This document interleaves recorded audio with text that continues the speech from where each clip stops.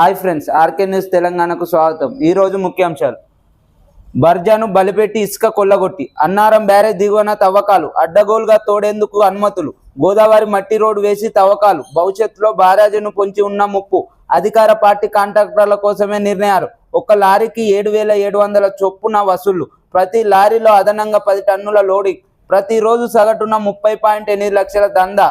తెలంగాణలో సాగునీటికి ప్రాణాధారంగా నిలిచేలా గత కేసీఆర్ ప్రభుత్వం నిర్మించిన కాళేశ్వరం ప్రాజెక్టు స్ఫూర్తిని కాంగ్రెస్ అపహాస్యం చేస్తున్నది. ప్రాజెక్టును కాపాడి పంటకు నీళ్లు ఇవ్వాల్సింది పోయి ఒక్క పిల్లర్ కుంగితే మొత్తం ప్రాజెక్టే వ్యర్థమైందని తప్పుడు ప్రచారం చేసి ఇప్పుడు దాని ఉనికినే ప్రశ్నార్థకం చేసింది. మొన్నటి వానాకాలంలో బ్యారేజీలో నీటి నిల్వ చేయాల్సింది. గత ప్రభుత్వంలో కాళేశ్వరం అనేది ఒక పెద్ద ప్రాజెక్ట్. రైతుల కళ్ళల్లో ఆనందం చూడాలని గత ప్రభుత్వం కాళేశ్వరం ప్రాజెక్టును నిర్మించడం జరిగింది. నిర్మించిన 5-6 ఏళ్లల్లో ప్రతి రైతుకు ఎండాకాలం వానాకాలం ప్రతి పంటకు నీళ్ళు ఇచ్చిండు. కానీ ఏదో మనం ఒక పెద్ద వ్యవస్థ కట్టినప్పుడు చిన్న పిల్లర్ కుంగితే దానిని ఇప్పుడు వచ్చిన గవర్నమెంట్ కరెక్ట్గా నిర్మించక దాన్ని అపహాస్యం చేసి దాని దిగువన ఉన్న నీళ్ళని ఇడిచిపెట్టడం జరిగింది. ఇడిచిపెట్టి మరియు రైతుల కళ్ళల్లో కన్నిటిని చూడేందుకు కాంగ్రెస్ గవర్నమెంట్ చూస్తున్నది. ఇది ఎంతవరకు న్యాయం? అదే పిల్లర్ను మీరు సరి చేస్తే ఇవాళ ప్రతి రైతుకు పంటకు నీళ్ళు అందేది. కానీ మీరు గత ప్రభుత్వం చేసిన ప్రాజెక్టును మేము పిల్లర్ను సరి చేస్తే గత ప్రభుత్వానికే పేరు వస్తుందని రైతులను ఆదుకొని ప్రభుత్వం కాంగ్రెస్ ప్రభుత్వం మరియు ఆడ ఇసుక తవ్వకాలను పెద్ద ఎత్తున మొదలు పెట్టడం జరిగింది. కాంగ్రెస్ పార్టీ మరియు అక్కడ ఉన్న ఎమ్మెల్యేలు ఇసుక దందాను మొదలుపెట్టి పెద్ద ఎత్తున తవ్వకాలు జరుపుతున్నారు. ఇది ఎంతవరకు న్యాయం? రాను రాను కాలంలో ఇదే విధంగా రోడ్లు వేసి పెద్ద మొత్తంలో టన్నుకు ఒక లారీకి 7,700 చొప్పున వసూలు, మరి ప్రతి లారీ అదనంగా 10 టన్నుల లోడింగ్, ప్రతిరోజు సగటున 30.8 లక్షల దందా జరుగుతున్నది కాళేశ్వరం ప్రాజెక్టు దగ్గర. దీని వలన ప్రాజెక్టుకు ముప్పు వచ్చే పరిస్థితి ఉందని తెలియజేయడం జరుగుతుంది. దమ్ముంటే చర్చకు రా రేవంత్. జూబ్లీహిల్స్లోని నీ ప్యాలెస్లో ఈ రేస్పై చర్చకు సిద్ధం కేటీఆర్. న్యాయ వ్యవస్థపై నాకు విశ్వాసం, గౌరవం ఉన్నాయి. కోర్టు అనుమతిస్తే లాయర్లతో 9న విచారణకు వెళ్తా. తప్పు చేయలేదు తల వంచను. ఈడీ విచారణకు వెళ్తా. రోషమున్న తెలంగాణ బిడ్డ. ఏ విచారణకైనా నేను సిద్ధం. 50 లక్షలతో దొరికినోళ్లకు ప్రతి పనిలో అవినీతి కనిపిస్తుంది. కొందరు మంత్రులు తామే జడ్జిలమన్నట్టు శిక్షలేస్తున్నారు. Ponguleti company Kodangal contract tweet ఓకేనైనా మళ్ళీ అధికారంలోకి వస్తే ఒక్కొక్కరి లెక్కలు తెలుసా. బీఆర్ఎస్ వర్కింగ్ ప్రెసిడెంట్ కేటీఆర్ తీవ్ర స్థాయిలో ధ్వజం. నిన్న కేటీఆర్ గారు ప్రెస్ మీట్ పెట్టి కాంగ్రెస్ గవర్నమెంట్ తీవ్ర స్థాయిలో ధ్వజమెత్తి మాట్లాడడం జరిగింది. ఈ రేస్ ఫార్ములా కేసులో నన్ను కక్షపూరితమైన రాజకీయం చేస్తున్నారు. దీనిపై హైకోర్టు ఏ సూచనలు ఎలాంటి విచారణ చేసినా కూడా నేను రాదందుకు సిద్ధం. నేను తెలంగాణ బిడ్డ మరి రోషమున్న బిడ్డను. ఈ రేస్ ఫార్ములాలో నేను ఎలాంటి అవకతవకలు జరగలే కాబట్టి మీరు ఏడికి పిలిచినా ఏడికైనా వస్తామని తెలియజేయడం జరుగుతుంది. కానీ గత ప్రభుత్వంలో ఓటుకు నోటు దొరికిన మన ముఖ్యమంత్రి గారు ఏ ఆలోచన చేసినా అదే ధోరణి, తప్పుడు ధోరణి అవపడుతుందని అంటున్న కేటీఆర్ గారు, మీరు ఇలాంటి కక్షపూరితమైన కేసులు పెట్టినా నేను తెలంగాణలో పుట్టిన పోరాటం చేసిన బిడ్డను కాబట్టి అలా ఈ రేస్ ఫార్ములాలో ఎలాంటి తప్పులు జరగలే కాబట్టి నేను ఏ రోజు అయినా ఎక్కడికైనా లాయర్లను పట్టుకొని రావడానికి సిద్ధమని చెప్తున్న మన కేటీఆర్ గారు. గోదావరి జలాల కోసం రైతులు కాల్వలో కూర్చొని నిరసన తెలిపారు. సూర్యాపేట జిల్లా అర్వపల్లి మండలం ఎస్ఆర్ఎస్వి కాల్వలు సరైన నిర్వహణ లేక పూడిపోయాయి. వారబందీ పద్ధతిలో గత వారం నీటిని విడుదల చేసినప్పటికీ కప్పలు పూడిక నీటితో నీళ్లు పారడం లేదు. పంటలు ఎండిపోతున్న పరిస్థితిలో విసుగెత్తిన కొమ్మాల రైతులు మంగళవారం మైనర్ కాలువలో కూర్చొని ఇలా నిరసన తెలిపారు. నల్గొండలోని కొమ్మాల రైతులు గోదావరి నీళ్లు ఎప్పటికీ వాళ్ళకి వచ్చేది, వారబందీగా వచ్చే నీళ్లు ఇప్పుడు ఆ పూడిక అంతా పేరుకపోయి నీళ్ళు వచ్చే పరిస్థితి లేదు. దీనిపై అక్కడ ఉన్న అధికారులు గవర్నమెంట్ పట్టించుకోక ఆ పూడిక తీయలేకపోతున్నారు. దానివల్ల అక్కడ ఉన్న రైతులకు నీళ్లు రాక మరియు పంటలు ఎండిపోయే పరిస్థితి ఉంది. దీనిపై రైతులు ఆవేదన చెంది కాలువలలోనే ఒక సుమారు 20-30 మంది కూకొని ధర్నా చేయడం జరుగుతుంది. దీనిపై గవర్నమెంట్ మరియు అక్కడ ఉన్న స్థానిక ఎమ్మెల్యే మరియు అధికారులు స్పందించి రైతుల బాధను తీర్చాలని కోరడం జరుగుతుంది. అగరువానం అరగింత భూములపై ఆ ప్రజాప్రతినిధి కన్ను పడితే కథమే. న్యాయం కోసం పోతే 10 ఎకరాలు గుంజుకున్నారు. అనుచరుల పేరు మీద 40 గుంటల రిజిస్ట్రేషన్. కక్కలేక మింగలేక లబోదిగం అంటున్న బాధితులు. ఉమ్మడి నల్గొండ జిల్లాకు చెందిన ఆ ప్రజాప్రతినిధి కంటపడితే ఎలాంటి భూములైనా కథం కావాల్సిందే. సెటిల్మెంట్లో అరతేరిన ఆయన దందాల స్టైలేవి. బెదిరించడం, భ్రమభాంతులకు గురి చేసి లొంగ తీసుకోవడం లీడర్ నైజం. తొలిసారి చట్టసభలో అడుగుపెట్టిన సదరు నాయకుడు అనతి కాలంలోనే భూదందలకు తెరరేపాడు. అడ్డగోలుగా డబ్బులు సంపాదించే లక్ష్యంగా భూబకాసురుడి అవతారం ఎత్తాడు. తాజాగా న్యాయం చేయాలని ఆయన దగ్గరికి వెళ్ళి ఓ బాధితుడు వేడుకునగా ఆ కేసులో ఆయన ఏకంగా 10 ఎకరాలు అక్రమంగా లాక్కోవడం కోసమేరు.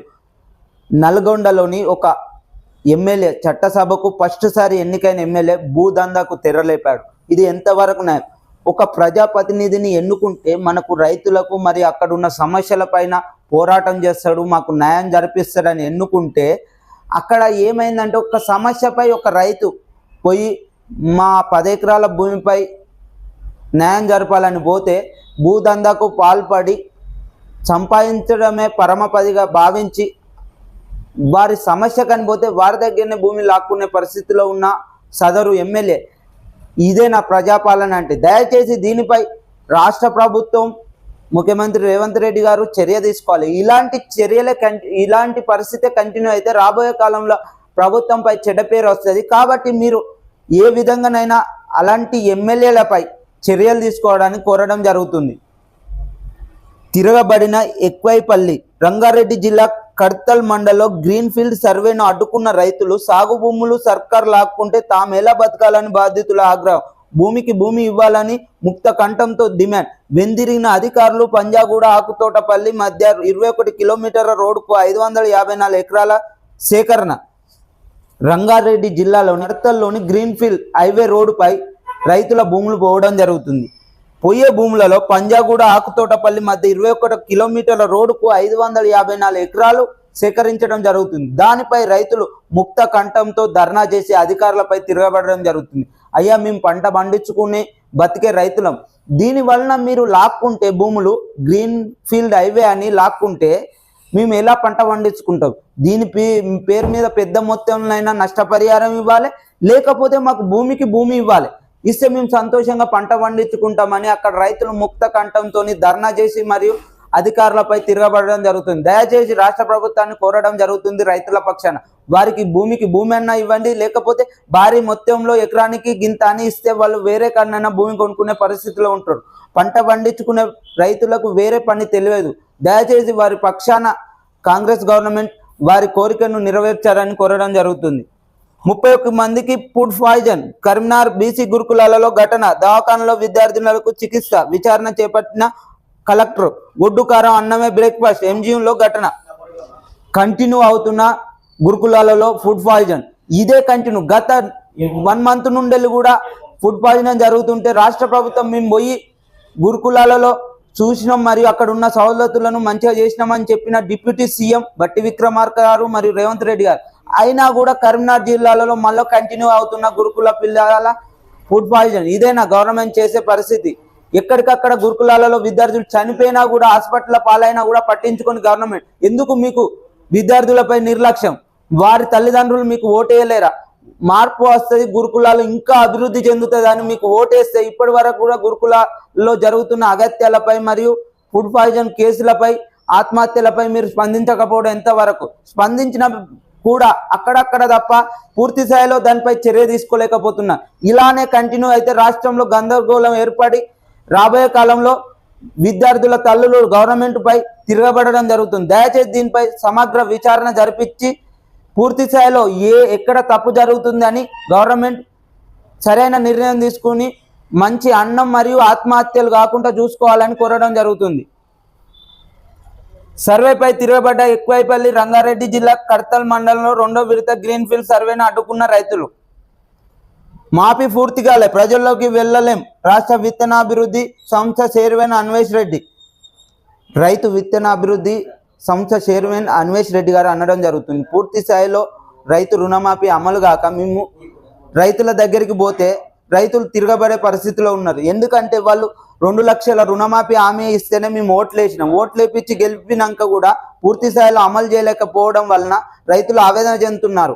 మళ్ళీ ఏంటంటే ఆ 2 లక్షల పైన రుణం తెచ్చి కూడా కట్టడం జరుగుతుంది. కట్టినాక కూడా మీరు మాఫీ చేయక ఆందోళన చెందిన రైతులు మేము ఒక పొయ్యి వారి దగ్గర మాట్లాడితే వారు మాపై తిరగబడడం జరుగుతుందని అన్వేష్ రెడ్డి గారు అనడం జరిగింది. యూరియా కోసం బారులు. మొక్కజొన్న సాగు రైతుల యూరియా కోసం బారులు తీరిన ఘటన ఖమ్మం జిల్లా చింతకాని మండల కేంద్రంలో మంగళవారం చోటు చేసుకుంది. చింతకాని ప్రాథమిక సహకార సంఘం PSCS పరిధిలో 17 గ్రామాల రైతులు ఉన్నారు. వీరు నాగార్జున ప్రాజెక్టు కాలువ కింద 15,000 ఎకరాల్లో యాసంగిలో మొక్కజొన్న సాగు చేసి ఎంపుగా వస్తున్న పంటకు యూరియా అవసరం కావడంతో సహకార పురుషులతో పాటు మహిళా రైతులు ఉదయం నుంచే యూరియా కోసం సహకార సంఘాల వద్ద బారులు తీరారు. సాగుకు సరిపోయే విధంగా యూరియా సరఫరా లేకపోవడంతో రైతులు నానా అవస్థలు పడుతున్నారు. వెంటనే పూర్తి స్థాయిలో యూరియాను సరఫరా చేయాలని ప్రభుత్వాన్ని కోరుతున్నారు. గత ప్రభుత్వం 10 ఏళ్లలో ఒక్కరోజు కూడా రైతు యూరియా కోసం బారులు తీరిన రోజులు లేవు. ఎందుకంటే గత ప్రభుత్వం రైతులు సంతోషంగా ఉండాలనే ఉద్దేశంతో యూరియాను పూర్తి స్థాయిలో వారికి ఎంత కావాలనో అంత స్థాయిలో ఇవ్వడం జరిగింది. కానీ ఇప్పుడు సంవత్సరమే అవుతుంది కాంగ్రెస్ పార్టీ వచ్చి. ఇప్పుడు మొక్కజొన్న వేసిన రైతులకు యూరియా అత్యవసర పరిస్థితి కాబట్టి వారు వ్యవసాయ బ్యాంకుల దగ్గర బార్లు తీరే లైన్లో నిల్చున్నారు. ఇది ఎంతవరకు న్యాయం? రైతుల ఆనందం చూడాలి కానీ వారిని ఎదురు చూపులకు చూడడం ఇది న్యాయమేనా? మీకు అక్కడ మంత్రులు 3 మంత్రులు ఉన్నా కూడా యూరియా పూర్తి స్థాయిలో వారికి అందలేకపోతుంది. ఇది ఎంతవరకు న్యాయమని అక్కడ ఉన్న రైతులు కాంగ్రెస్ గవర్నమెంట్ను డిమాండ్ చేయడం జరుగుతుంది. ఇలాంటి మరెన్నో వీడియోస్ కొరకు ఆర్కే న్యూస్ తెలంగాణను సబ్స్క్రైబ్ చేయండి, షేర్ చేయండి. మీ సపోర్ట్ ఎల్లవేళలా ఉంటే మరిన్ని వీడియోస్ చేసేందుకు ముందుకు వస్తాను.